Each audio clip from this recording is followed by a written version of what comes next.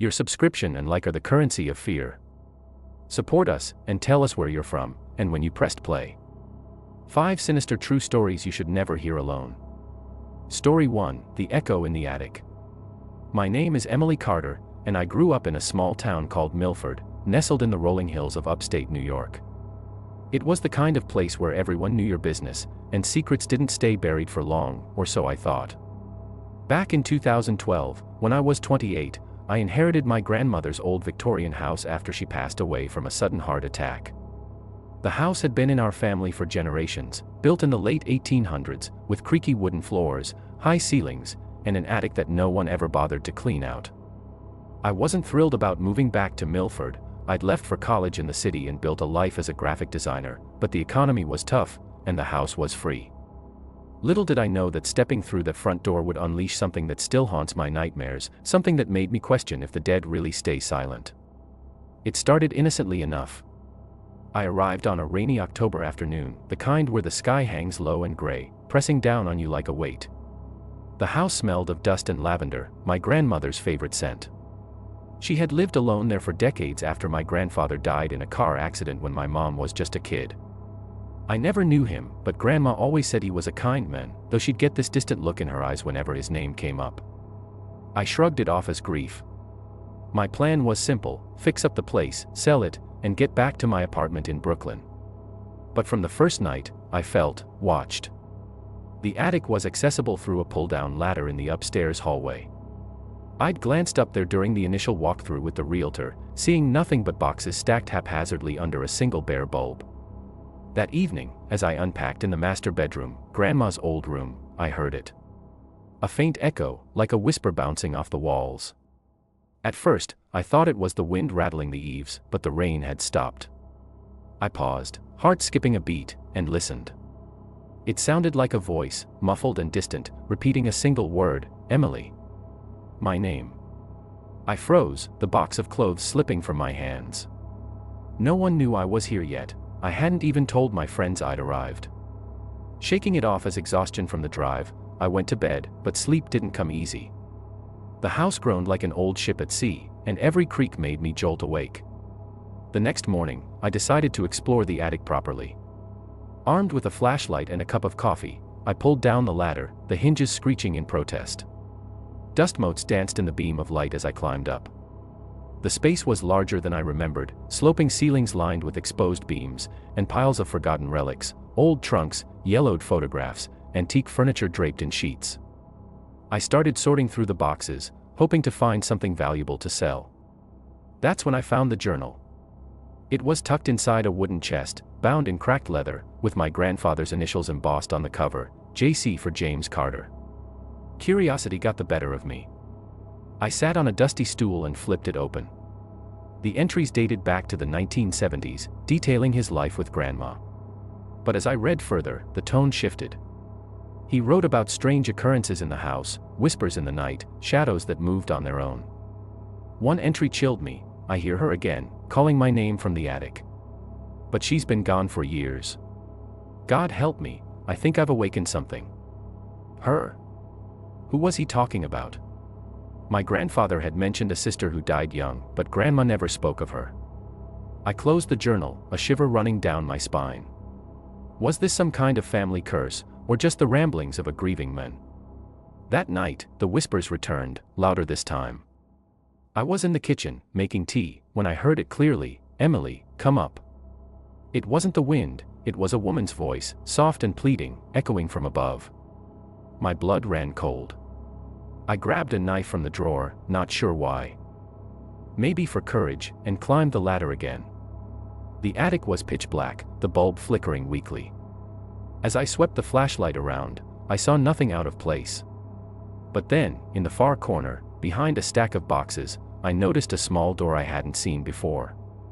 It was painted to blend with the wall, almost invisible.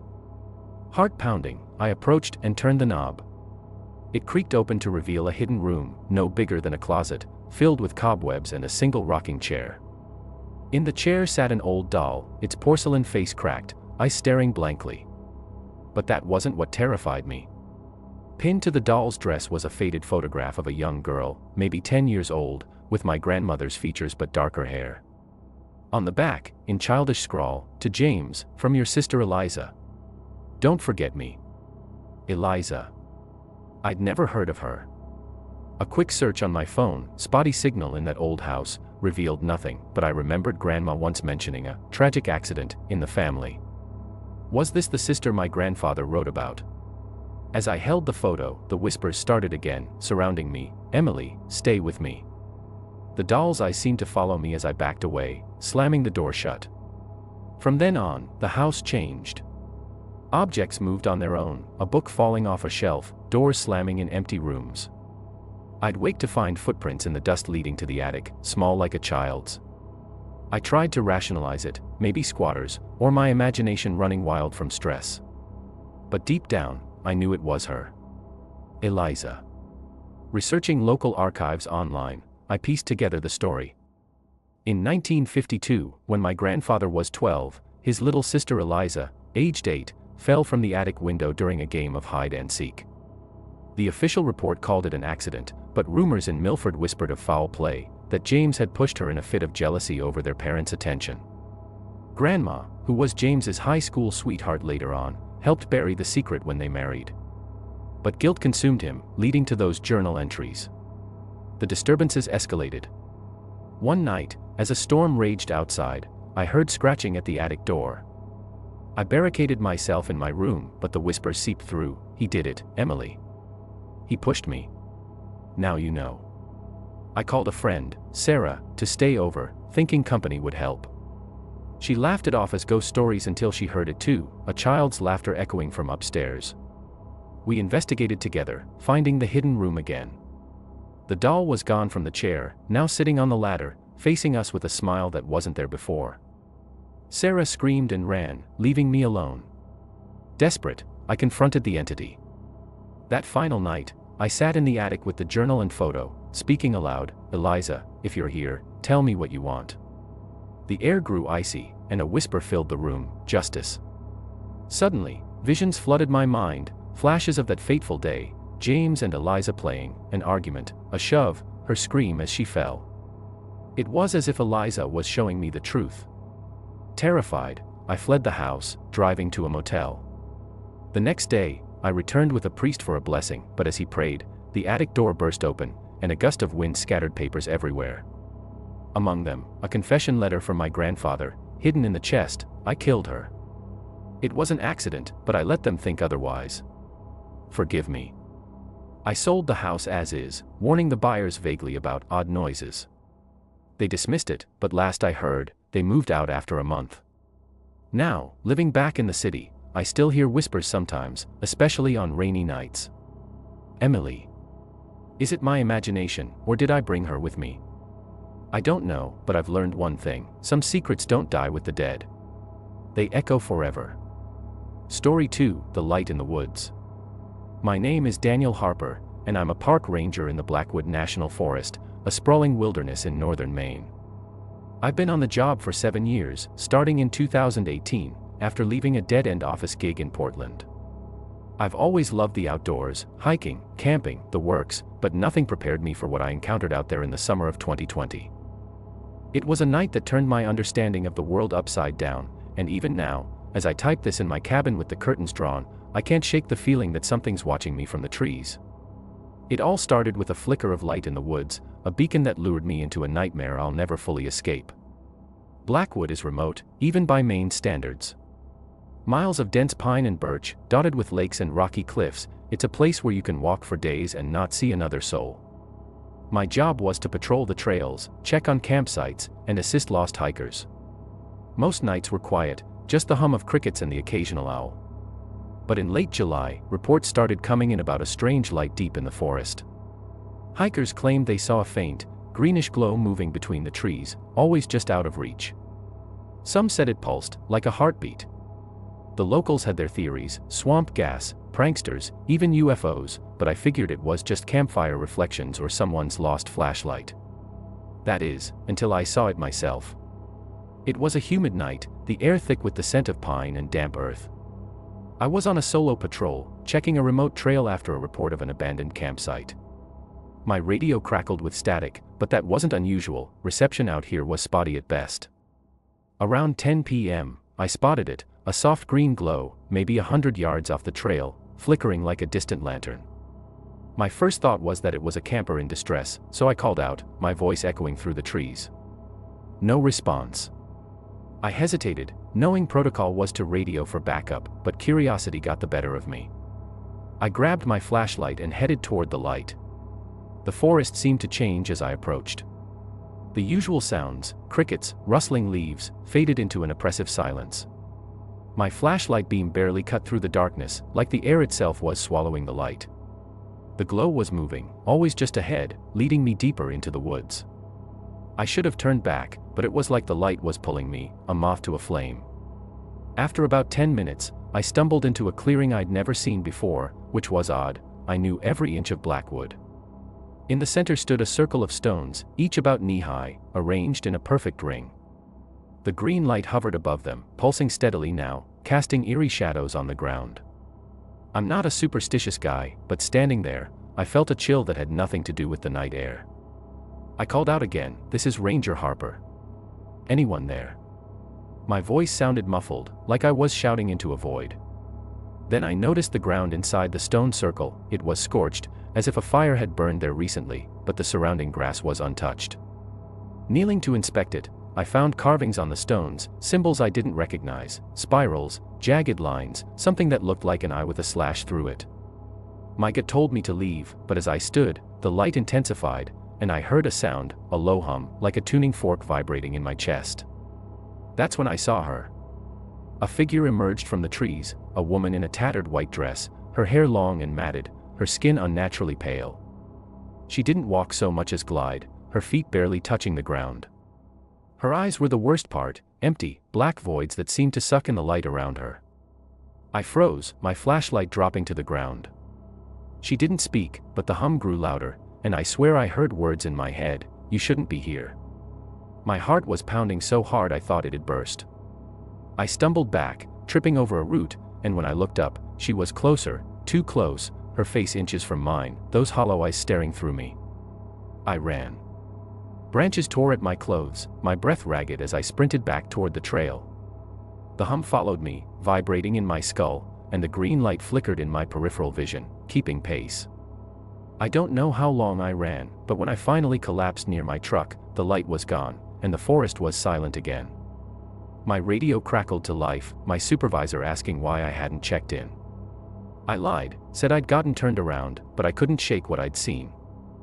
Back at the ranger station, I pored over old maps and records, trying to make sense of it. That's when I found it, a faded report from 1973 about a missing hiker, Eleanor Grayson, a young woman who'd vanished near that part of the forest. Her photo matched the figure I'd seen, same long hair, same pale face. The report mentioned she'd been obsessed with ancient sites in Blackwood, places she believed held power. I went back to the clearing the next day, in broad daylight, with another ranger, Mike. The stone circle was there, but the symbols were gone, like they'd been erased. Mike thought I was exaggerating, said it was probably a prank or my imagination. But I noticed he didn't linger, and he kept glancing over his shoulder as we left. I started digging deeper, talking to old-timers in the nearby town of Cutler. One, a retired logger named Amos, told me about the old ones, stories his grandfather passed down about a cult that lived in Blackwood centuries ago. They worshipped something they called the Watcher in the Woods, offering sacrifices to keep it appeased. Amos said the stones marked a place where the veil between worlds was thin, and the green light was a sign the Watcher was stirring. Things got worse after that. I started having dreams, Eleanor standing in the clearing, her voice whispering my name, beckoning me back. I'd wake up in a cold sweat, my bedroom window open when I swore I'd locked it. At night, I'd see the green light outside my cabin, just beyond the tree line, pulsing like it was waiting. I stopped patrolling that part of the forest, but the feeling of being watched never left. One night, I found scratches on my door, deep, claw-like marks that weren't there before. I reported it as vandalism, but deep down, I knew it wasn't human. I confided in a local historian, Clara, who showed me a journal from a 19th century settler. It described a ritual gone wrong, a woman, maybe Eleanor's ancestor, trapped in the stone circle, bound to the Watcher as a guardian. The journal warned that anyone who saw the light was marked, destined to be drawn back. I didn't want to believe it, but when I found a photo of myself in my truck, taken from the woods at night when I was alone, I knew I had to act. I burned sage, scattered salt around my cabin, even had a priest bless the place. It stopped the dreams for a while, but the light never went away. I quit my job last year and moved to a small apartment in Bangor, as far from Blackwood as I could afford. But sometimes, late at night, I see it, a faint green glow outside my window, pulsing softly. I've heard whispers too, Eleanor's voice calling me back to the woods. I don't know if it's her or something older, something that's been there longer than the trees themselves. All I know is I'll never go back to Blackwood. But I can't shake the feeling that it's not done with me. If you're ever in those woods and see a green light, don't follow it. Run. Because once it sees you, it never lets go. Story 3, The Face in the Mirror. My name is 𝒉𝒄𝒄𝒄, and I'm a nurse working the night shift at St. Mary's Hospital in a small coastal town in Oregon. It's 2023, and I've been at this job for 5 years, ever since I moved here from Seattle to escape a bad breakup and start fresh. The hospital is old, built in the 1930s, with long, dim hallways and a reputation for being haunted, mostly ghost stories the staff tell to spook new hires. I never bought into it. I'm a practical person, trained to focus on facts, not feelings. But last winter, something happened in that hospital that made me question everything I thought I knew about reality. It started with a flicker in a mirror, a glimpse of something that wasn't me, and it's been following me ever since. It was mid-December, a cold, foggy night when the Pacific Ocean seemed to seep into the air, making everything damp and heavy. The hospital was quiet, unusually so, with only a few patients on my floor. I was working in the East Wing, a section mostly used for storage and overflow during flu season. The lights there flickered constantly, and the heating system rattled like it was on its last legs. Around 2 a.m., I was doing my rounds, checking charts in the nurse's station, when I noticed a mirror on the wall across from me. It was old, framed in tarnished brass, probably left over from when the wing was a private ward. I caught my reflection as I stood up, but something was off. For a split second, it wasn't my face looking back, it was someone else's. A woman with pale skin, dark, hollow eyes, and a smile that stretched too wide. I blinked, and it was gone, just my tired face staring back. I laughed it off, blaming the long shift and too much coffee. But as I walked down the hall to check on a patient, I heard footsteps behind me, soft, deliberate, like someone was matching my pace. I turned, expecting to see another nurse or maybe a janitor, but the hallway was empty. The air felt colder, heavier, like it was pressing against my chest. I shook it off and kept going, but the feeling of being watched didn't leave. Later that night, in the break room, I glanced at the small mirror above the sink while washing my hands. There it was again, the same face, clearer this time, her eyes locked on mine, her smile curling into something malicious. My heart lurched, and I dropped the soap, spinning around. Nothing. Just the hum of the vending machine and the faint drip of the faucet. I told my coworker, Luis, about it the next night. He's been at St. Mary's for a decade and loves the hospital's ghost stories. He grinned and told me about the lady in the mirror, a tale the older nurses whispered about.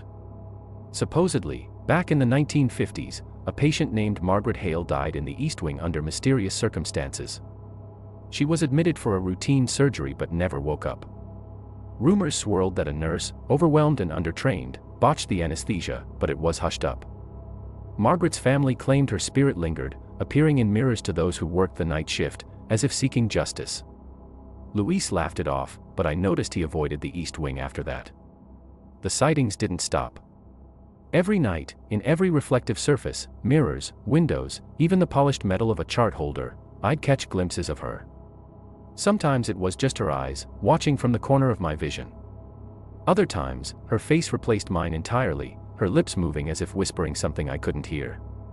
I started avoiding mirrors, covering them with towels or turning them to face the wall, but it didn't help. One night, I found a chart I'd left on a desk with words scrawled across it in red ink, "You see me." My handwriting wasn't like that, and no one else was on the floor. I showed it to my supervisor, who dismissed it as a prank, but her eyes darted nervously to the shadows. I started researching Margaret Hale, digging through old hospital records in the basement archives. The files were a mess, but I found her, a 32-year-old woman admitted in 1954 for an appendectomy. The cause of death was listed as complications, but the details were vague, and the nurse's name was redacted. There was a grainy photo of Margaret, and my stomach dropped. It was her, the woman in the mirror, with the same sharp cheekbones and dark eyes, though in life, she didn't have that unnatural smile. I also found complaints from her family, claiming the hospital covered up malpractice. The deeper I dug, the worse it got. Other nurses from that era had reported seeing a woman in mirrors, always at night, always in the East Wing. One nurse quit after claiming Margaret's reflection tried to pull her in. The encounters escalated. One night, as I adjusted an IV in a patient's room, the overhead light flickered, and I saw her in the window's reflection, standing right behind me. I spun around, but no one was there. The patient, an elderly man, grabbed my arm, his eyes wide. "She's here," he whispered, pointing to the window. He hadn't seen my face, only hers. I moved him to another wing, but the damage was done. I couldn't sleep, couldn't eat. I started seeing her outside the hospital, my car's rearview mirror, the glass door of a coffee shop. Each time, her smile grew wider, her eyes darker, like she was getting stronger. Desperate, I contacted a medium named Carla, recommended by a friend. She came to the hospital one night after my shift, carrying sage and a small crystal. In the East Wing, she closed her eyes and muttered something about a restless spirit tied to a wrong that was never righted. She said Margaret wasn't just angry, she was trapped, her soul bound to the hospital by guilt and betrayal. Carla tried a cleansing ritual, burning sage and chanting, but the air grew thick, and the mirror on the wall cracked down the middle. Carla paled, saying she'd never felt a presence so strong. "She wants you to know," she whispered. "She won't leave until someone admits what happened." I went to the hospital board, demanding answers about Margaret's death. They brushed me off, citing confidentiality for records that old. But I kept pushing, even contacting a local journalist who ran a small piece on the hospital's history of unexplained incidents. That's when things took a darker turn. I found a note slipped under my apartment door: "Stop looking." No signature, just those two words in the same red ink. The next night, while locking up the nurse's station, I felt a hand on my shoulder, cold, bony, not human. I screamed, and the lights went out. When they flickered back on, I was alone, but the mirror across the room was smeared with what looked like blood, forming the words, "Tell them." I quit the next day. I couldn't take it anymore, the constant fear, the sleepless nights, the feeling that Margaret was inside my head. I moved back to Seattle, taking a job at a modern clinic with no mirrors in sight. But it didn't end. Last week, I was brushing my teeth, half asleep, when I glanced at the bathroom mirror. She was there, her face pressed against the glass, her smile so wide it split her cheeks, blood dripping from her eyes. I smashed the mirror, cutting my hand, but her laughter echoed in my mind. I don't know what she wants me to do: confess to a crime I didn't commit, expose a cover-up from 70 years ago. All I know is she's still with me, and every reflective surface is a window to her world. If you're ever in an old hospital at night, don't look in the mirrors. You might see more than your own reflection. Story 4, The Call from the Basement. My name is Michael Ruiz, and I'm a freelance journalist living in Chicago. Back in 2019, I was 35 and struggling to make ends meet, chasing stories about local urban legends for online publications. I'd always been drawn to the macabre, the abandoned buildings, the forgotten histories lurking in the city's underbelly. That year, I rented a cheap basement apartment in an old brick building on the south side, built in the 1920s during the Prohibition era. The place was a steal, with exposed pipes, flickering fluorescent lights, and a constant drip from somewhere in the walls. I figured the eerie vibe would inspire my writing. But what started as a faint ring from an old phone line turned into a horror that made me doubt my sanity, and even now, years later, I can't pick up a phone without my hands shaking. It began on my first night there. I'd just moved in, boxes scattered everywhere, the air thick with the musty smell of damp concrete and old newspapers. The apartment was small, a combined living and kitchen area, a tiny bedroom, and a bathroom with a clawfoot tub that looked like it hadn't been cleaned since the Great Depression. The landlord, an elderly man named Mr. Kowalski, had warned me about the quirks of the building: creaky floors upstairs, occasional power surges, and a disconnected phone jack in the wall that sometimes hummed. I didn't think much of it until around midnight, when I was unpacking books. A sharp ring pierced the silence, like an old rotary phone, coming from the wall behind my couch. I froze, heart jumping. There was no phone plugged in, just a dusty outlet with frayed wires poking out. The ring stopped after 3 chimes, and I chalked it up to faulty wiring or a neighbor's device bleeding through. But it happened again the next night, same time, same 3 rings. Curiosity piqued, I pried open the wall plate with a screwdriver. Inside was a tangle of ancient copper wires, coated in grime, leading down into the foundation. No phone, no connection. I called Mr. Kowalski, who laughed it off. That line's been dead for decades. Probably rats chewing on the cables. Rats. In Chicago, sure, but that didn't explain the precise timing. A few days later, the rings evolved. Instead of stopping at 3, it went to 4, then 5. Each time, I pressed my ear to the wall, hearing faint static, like wind through a tunnel. One night, as I listened, I swore I heard a voice, muffled, distorted, whispering my name, Michael. I yanked away, my skin crawling. Who could know I was here? I'd only given the address to my editor and a couple of friends. I tried ignoring it, blasting music to drown it out, but the ring cut through everything, insistent, like it was demanding to be answered. I started researching the building's history, hitting the local library and online archives. Turns out, the place had a dark past. In the 1930s, it was a speakeasy run by a mobster named Vito Moretti, who used the basement for interrogations. Stories circulated about people vanishing down there, their screams echoing up through the vents. One tale stood out, a young informant named Tommy Hale, who ratted out Vito to the feds. Legend had it Vito buried him alive in the basement walls, sealing him in with concrete while he begged for mercy. The phone line. It was part of an old intercom system Vito used to taunt his victims from upstairs. Chills ran down my spine. Could that be what I was hearing? Echoes from the past. The calls intensified. Now, when I listened, the voice was clearer. Help me. Michael, it's dark. It wasn't just my name, it was pleas, sobs, the sound of scratching like nails on stone. I recorded it on my phone, playing it back for my friend Jenna, a paranormal investigator I'd met at a conference. She came over, her equipment in tow, EMF meters, voice recorders, the works. We waited until midnight, and right on cue, the ring started. Jenna's meter spiked, the needle dancing wildly. She pressed a digital recorder to the wall, and we heard it together, the voice, now saying, "They're coming for you too." Jenna paled, muttering about residual hauntings, energy imprinted on the environment. But as we listened, the scratching grew louder, like something was trying to break through. That night, after Jenna left, I couldn't sleep. I sat on the couch, staring at the wall, when the ring came again, not at midnight, but at 3 a.m. This time, it didn't stop. It rang and rang, the volume swelling until it vibrated the floor. Desperate, I grabbed a hammer from my toolbox and smashed the wall plate, exposing the wires fully. Sparks flew, but the ringing continued, now accompanied by a low growl. I followed the wires down, tracing them to a loose floorboard near the corner. Prying it up, I found a small cavity filled with dirt and debris. Digging with my hands, I uncovered something hard, a human bone, a finger perhaps, with a tarnished ring still attached. Panic set in. I called the police, but they dismissed it as an animal bone, probably from a rat or stray dog buried by previous tenants. Old buildings have old secrets, the officer said with a shrug. But I knew better.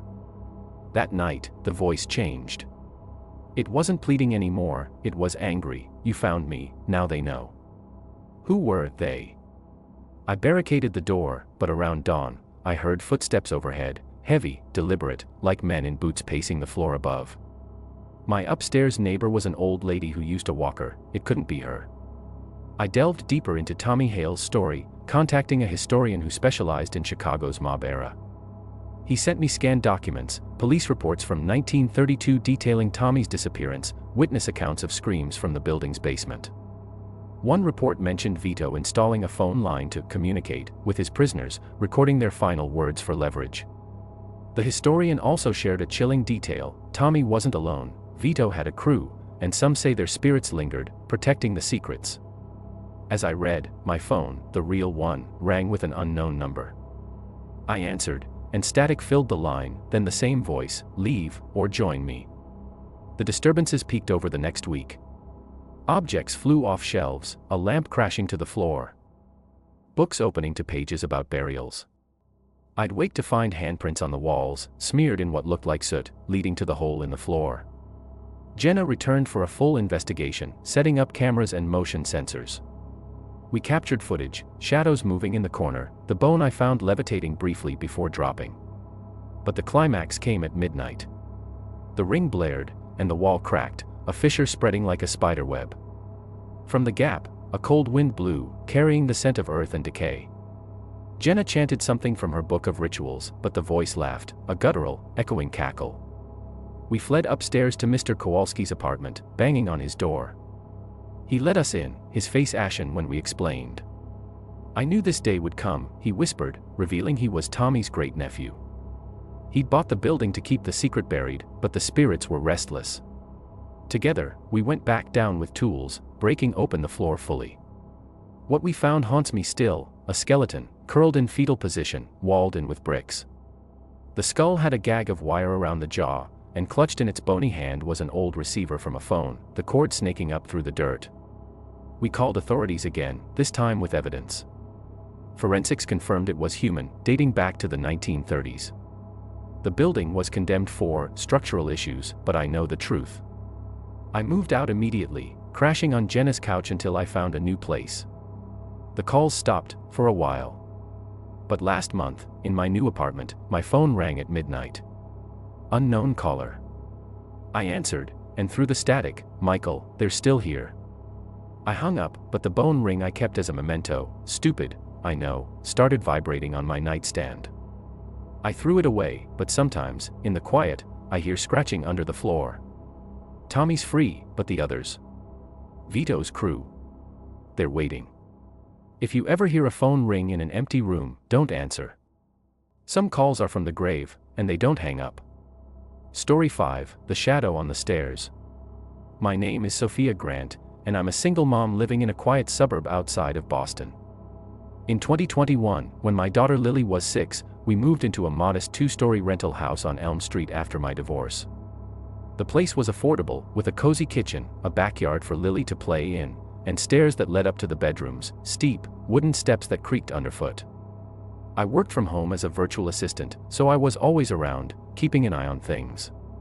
But from the moment we settled in, there was something off about those stairs. It started with a shadow that shouldn't have been there, a silhouette that moved when no one was near, and it escalated into a terror that nearly cost me everything. Even now, in our new home, I check the stairs every night, because some shadows don't stay behind when you leave. The house was built in the 1940s, nothing fancy, but it had character, high ceilings, original hardwood floors, and a basement laundry room that smelled faintly of mildew. Lily loved it at first. She'd run up and down the stairs, her laughter echoing through the halls.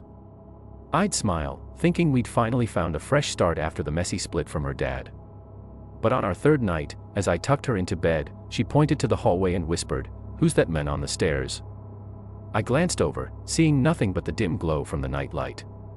"It's just your imagination, sweetie," I said, brushing it off as a child's fancy.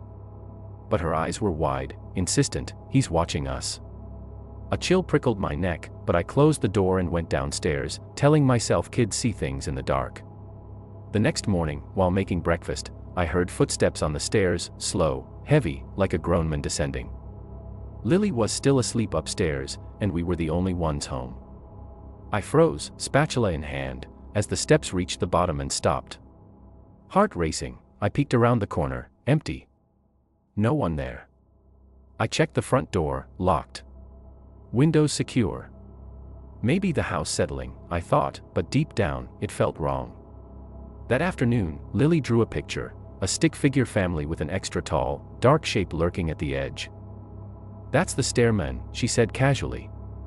I forced a smile, but tossed the drawing when she wasn't looking. As days turned to weeks, the incidents piled up. I'd be working at my desk in the living room when I'd catch movement out of the corner of my eye, a shadow flitting across the stairwell, elongated and humanoid, vanishing when I turned. At night, the creaks became rhythmic, like someone pacing up and down, pausing at the top as if listening. I installed a baby monitor in Lily's room, more for my peace of mind, but one evening, through the static, I heard breathing, raspy, labored, not a child's. I rushed upstairs, finding Lily sound asleep, the room empty. The monitor crackled again, a low whisper, "Sophia," my name, drawn out like a sigh. I unplugged it, my hands trembling. Desperate for answers, I talked to the neighbors. Mrs. Ellis next door, an old widow who'd lived on Elm Street for 50 years, hesitated when I mentioned the stairs. "That house has history," she said over tea. "Back in the 60s, a man named Harold Becker lived there with his wife and son. Harold was troubled. Lost his job, started drinking. One night, he fell down those stairs, or so they said. Broke his neck. But rumors were he was pushed by his wife in self-defense after he got violent. She moved away, and the son ended up in foster care. Folks say Harold never left." My stomach twisted. A quick online search confirmed it, a grainy newspaper clipping from 1967, "Tragic accident claims life in Elm Street home." No mention of foul play, but comment sections on local forums buzzed with speculation. Harold's ghost haunting the stairs, reliving his fall. I tried to rationalize it. Houses creak, shadows play tricks, and kids have vivid imaginations. But Lily started having nightmares, waking up screaming about the men grabbing her. She'd refused to go upstairs alone, clinging to me. One night, as I carried her up, I felt it, a cold hand brush my ankle, like fingers wrapping around. I stumbled, nearly dropping her, and when I looked back, the shadow was there, a tall, indistinct figure at the bottom, head tilted as if watching. I screamed, racing to her room and slamming the door. We slept with the lights on after that. Things worsened. Objects began appearing on the stairs, a forgotten toy moved to the top step, a shoe placed precisely in the middle, tripping hazards waiting to happen. I'd clear them, only to find them back hours later. My ex, Tom, came over when I called in a panic. He's skeptical, always has been, but even he heard the footsteps that night, pacing endlessly. "Probably the pipes," he muttered, but his face was pale as he left. I contacted a local paranormal group, skeptics mostly, who set up cameras and EMF readers. During their visit, the meter spiked on the stairs, and one investigator felt a push, stumbling down a few steps. Their footage captured it, a shadow detaching from the wall, reaching out. Reviewing the video alone that night, I saw more. The shadow had a face, twisted in rage, eyes like black pits. As I watched, my phone rang, unknown number. I answered, hearing only ragged breathing, then a voice, "Get out." I hung up, but the calls continued, always at odd hours, always the same breathy warning. Lily drew more pictures, now showing the men with red eyes, holding a bottle. I researched Harold deeper, finding his obituary and a photo, tall, gaunt, with a stern gaze. It matched the shadow perfectly.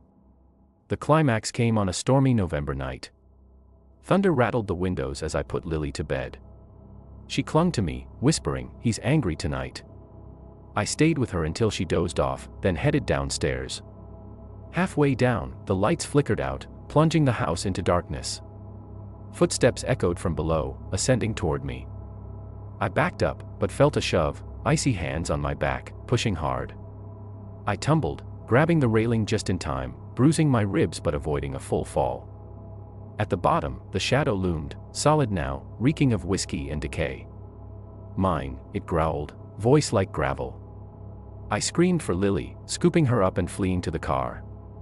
We stayed at a motel, and the next day, I broke the lease, losing my deposit but not caring. Movers packed our things while I waited outside. Mrs. Ellis watched, shaking her head. "He doesn't like people on his stairs." We moved to a ground-floor apartment across town, no stairs in sight. For months, it was quiet, no shadows, no footsteps. But last week, Lily pointed to the hallway mirror, "Mommy, he's here." I looked, seeing nothing, but that night, I heard creaking from the closet, like steps on wood. I've started seeing shadows again, lurking in corners. Harold didn't stay in the house, he followed us. If you live in an old home, listen to the stairs. Some falls aren't accidents, and some shadows climb back up.